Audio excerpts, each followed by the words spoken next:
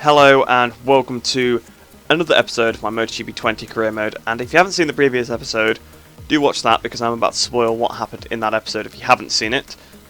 So of course, in the last episode, we won the championship, so now basically everything after this doesn't particularly matter, but I want to see if I can try and beat the Leopard guys in the Constructors' Championship. There's not a massive gap between us, I think it's 36 points between them and me in the Constructors, so it's possible to still win it, but it's very unlikely, so I'm going to give it my all.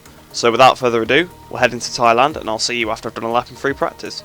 So at the end of that practice session then, we were the fastest by 1.3 seconds out of Rusai Yamanaka in second, Dennis Fodgett is in third and Masia down in fifth place.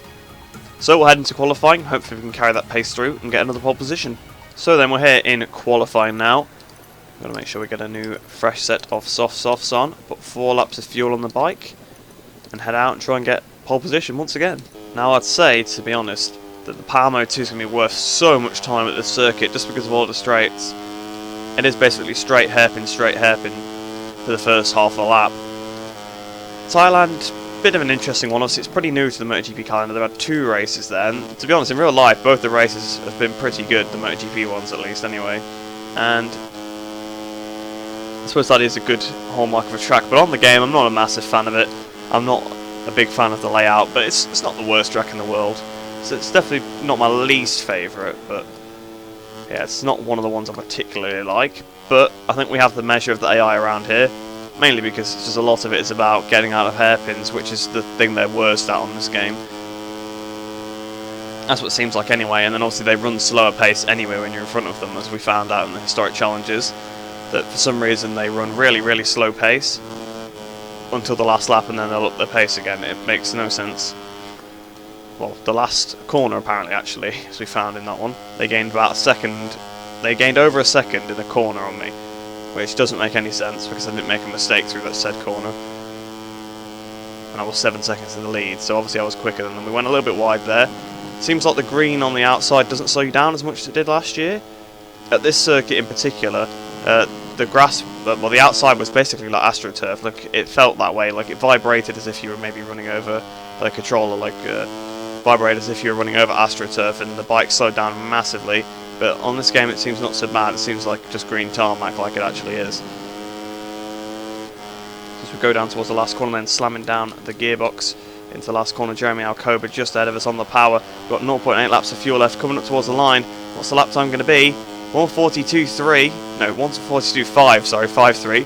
That should be good enough for pole position based on the practice times, but we'll head to the end of the session and see if it is. So yes, indeed it was good enough. 1.7 seconds ahead of Jeremy Alcoba in second, third for Sasaki, fourth for Yamanaka, fifth for Agora, Fodgett is seventh, eighth for Fanai, ninth for Masia, although we've seen plenty of times in the past that they will be second place, second, third and fourth places after about the first corner. The AI are very good at getting past each other off the start anyway. They struggle to get through the pack a little bit later on, but they get past each other off the start really well. So I think we'll still be fighting the likes of Fodgett and Masia in this race, even though there's a lot of riders between us. So then, down on the grid here at Thailand. Always seems so fast to get into the races now that I don't have to do the practice programs anymore, because it always felt like it took a long time to actually get into the races, because I'd obviously do over the race distance before it even started qualifying, but now it seems about 5 minutes and we're in, which I suppose is about right. But Alonso Lopez down in 29th, that's not going to help Husqvarna out in the Constructors' Championship. Well, Max Racing isn't the actual name in the Teams' Championship, but it is the Husqvarna factory team in effect. Fanati not starting too well, but he should be able to get through, so it'll be interesting to see how far the grid Lopez can get. So we're on pole position alongside us, Jeremy Alcoba, and then Sasaki on the end of the front row. Got to make sure that we keep the power out of the maximum. Lights and away we go. How is the start down to power mode 1 straight away, because I don't want to have to worry about fuel again. Seems like every time we do. As we go towards turn 1, we're still in the lead. We've ran a little bit wide though. That actually might compromise us because that curb slows you down a lot.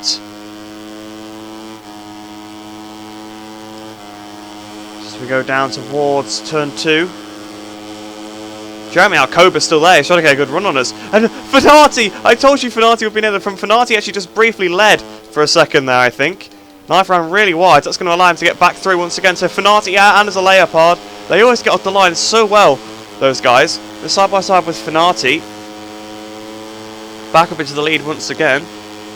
But here he goes, he's still holding it through. We're going to try and hang it around the outside through this long left. Well, it's just a quick left, it's not actually too long. But we're back up into the lead. But yeah, the Finati and I don't know which Leopard that was, or it's Foggia apparently, but I'm sure Messia's right there as well. They've got straight past all the slower people. Obviously, Alcoba's now down to 10th, but he was still about 2nd when we were going down towards turn 2. So yeah, the AI do change around quite a bit on the first lap. But we've got to try and build out a bit of a lead now. So we've got 7 tenths over Finati already. It seems like Finati wants to be the AI to get 2nd here because he's re-overtaken Foggia again, which helps me out. As many people that can beat the Leopards as possible. We need to gain points on them for the Constructors' Championship.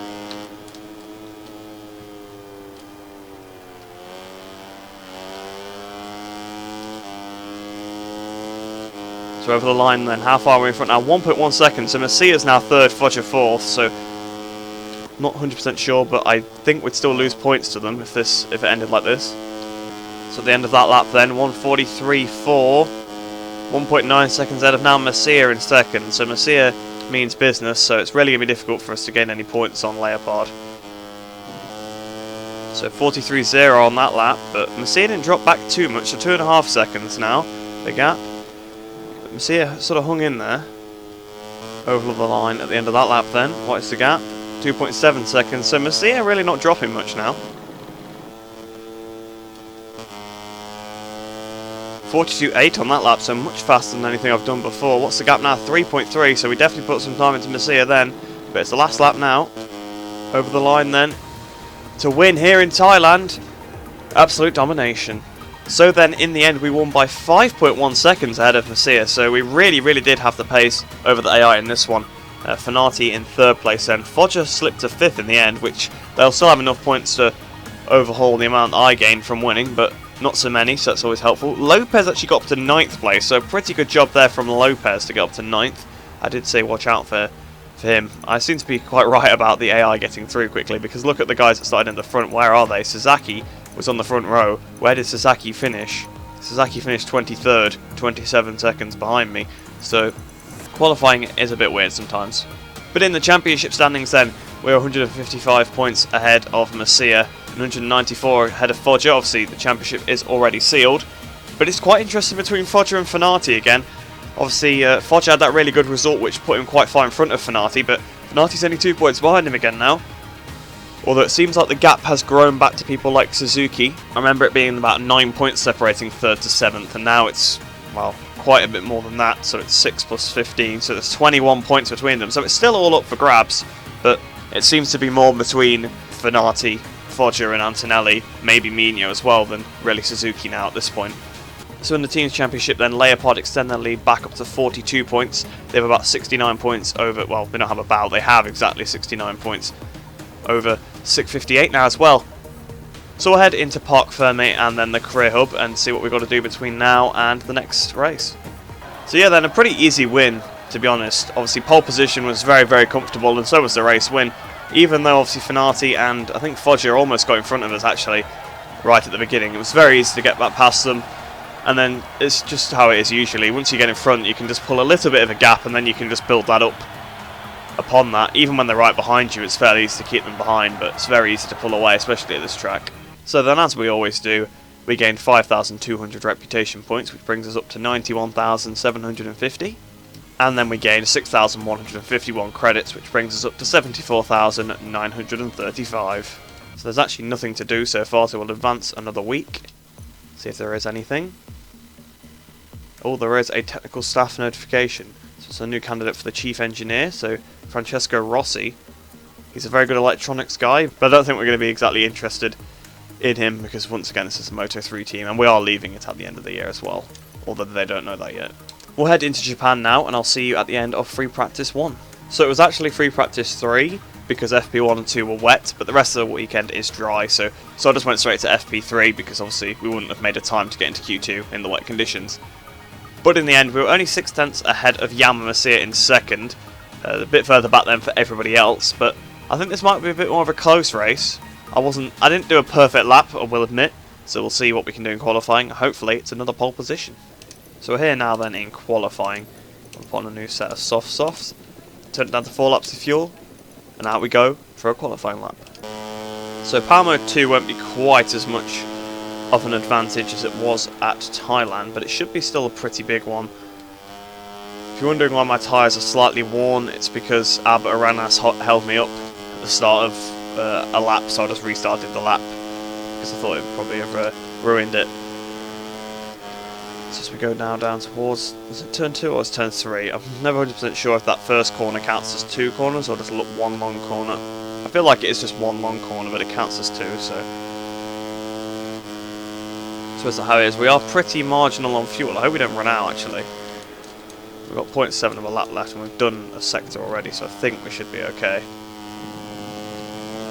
Under the bridge then. Don't know who that is in front of us, but we shouldn't catch them before the end of the lap, so it should be okay. Although I'm just assuming I won't catch them before the end of the lap. If I do, it'd be a bit of a problem, considering how far in front they actually are. Although I suppose they could be on an out lap, although the AI don't particularly go much slower on their out laps than their flying laps. Looks like a 658 bike to me, but I can't tell. Oh no, it's Yuki Kuni, so actually it's a Idemitsu bike, so I suppose it wasn't a bad guess at 658. I'm not sure what he's just done, but he's just kicked up a lot of gravel there.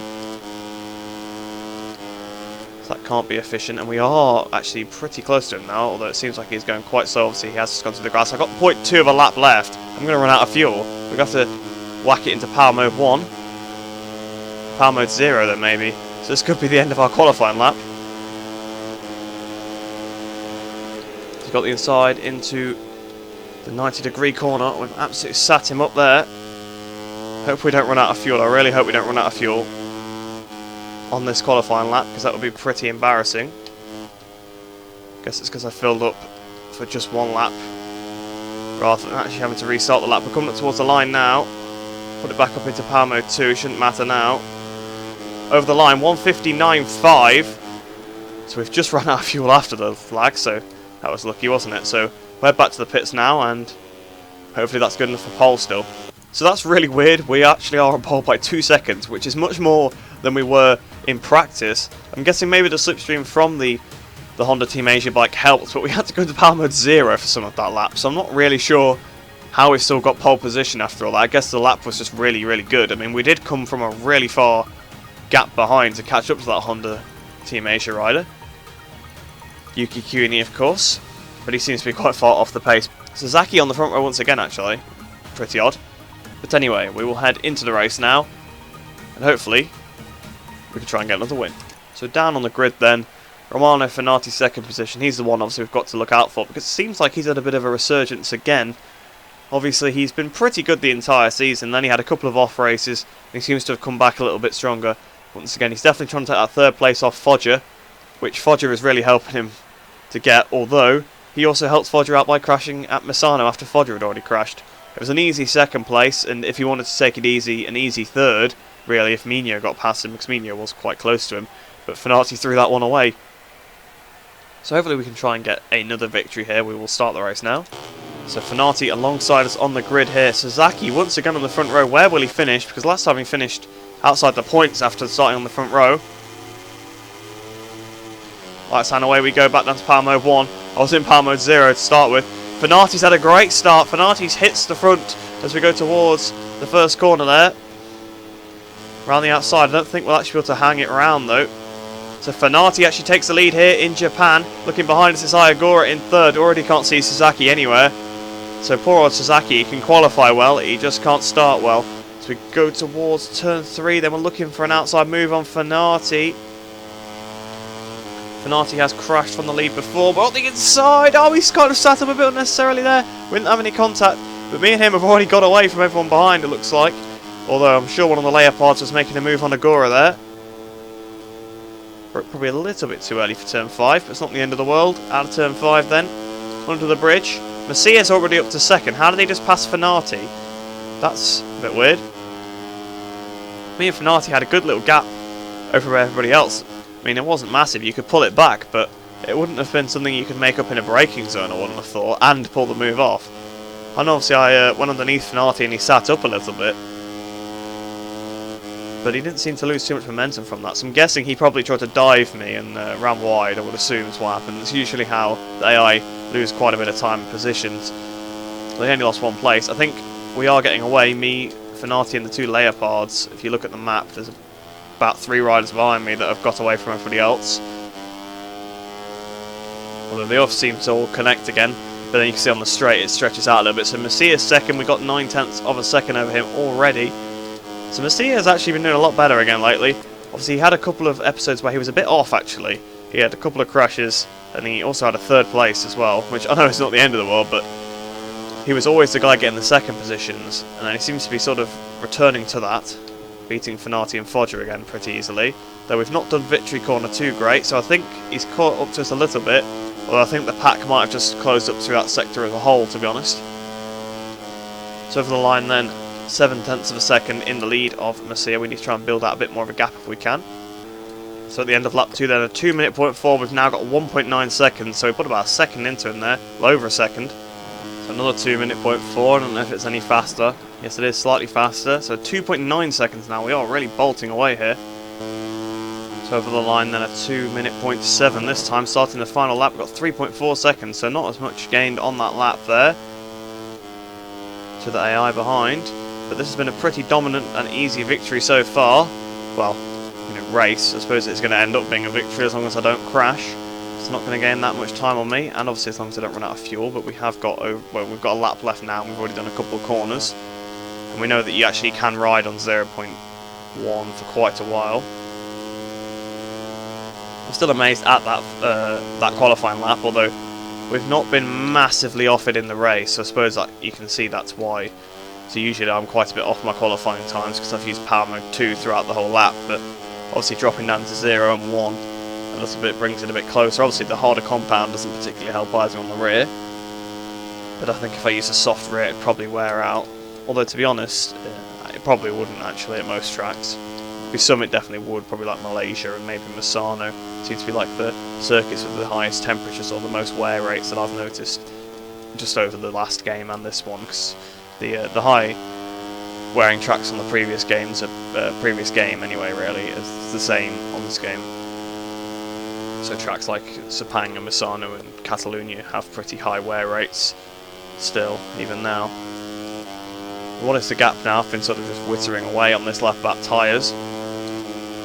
4 seconds now, so we've got this in the bag. We've got 0.3 left, which I can't remember if that was enough or not. I think we had about 0.2 here last time, so on the qualifying lap, so that would indicate to me that we can make it to the end. Even if we ran out of fuel right before the line, I think we'd be okay anyway.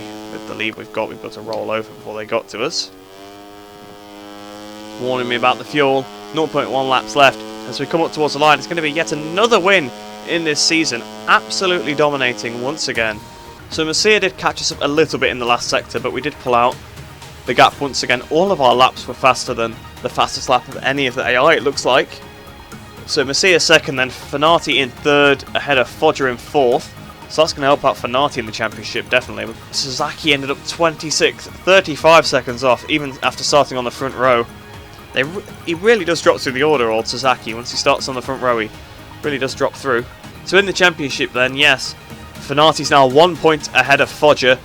Antonelli's dropped a little bit further behind again, I think, actually. Although he's only 12 points off Fenati, so he's still within a shot. Mino's kind of falling out of contention a little bit with them. And I'd say Suzuki's got a very, very narrow chance of getting that third in the championship. But well done to Fenati so far. We've actually been able to take it to the Leopards. In the team's championship, I'd say it's all but done now. They've got 50 points over me. With, obviously, there's a few races left, but they'd need to actually both crash basically in every race and not score again for me to have a shot. Or at least one of them would need to crash, because I can't really... I can't outscore them if they both finish, really, so it's going to be pretty difficult. Honda Team Asia have moved up ahead of Red Bull KTM Io, though, so that's quite interesting. And by quite a way as well. That's a good 8 points they've got over them. So to have just overtaken them and pulled out 8, that's quite a bit. But we'll head into Parc Fermé then, and then the career hub, and we'll end off the episode there. So then once again, another dominant victory. They seem to be getting easier and easier. Every race we can just pull away. I mean, in some of the races in the mid-season, they were kind of keeping up with me. and I'd sort of only win by about a second or something like that, but I'm winning by 3-4 seconds most races again now. So it seems very, very strange. It's like as if the AI have given up now they know they can't win the championship anymore. So then we gain the usual 5,200 reputation points, which brings us up to 96,950. And credits, we gained 6,151 credits, which brings us up to 81,086 credits. So that is it then. There is nothing to do in this menu. Of course, obviously a lot of the races are on the bounce now. The next two are on the bounce. So that'll be the next episode, Phillip Island and Sepang. And then after that it's just Valencia left, and then we'll have a look at making contracts in Moto 2, I think, after that Valencia race. So that's sort of what that episode will be. That'll be half the Valencia race and half sort of sorting out the Moto 2 stuff, I think. So only 3 races left to go in Moto 3 now. Can we try and win them all except Jerez? Obviously we didn't manage to win that one. So can we try and keep the podium streak going? Also, we've been on the podium in every race. But I hope you have enjoyed that video. I hope you enjoyed the rest of your day. I hope you're all staying safe. I shall see you in the next video.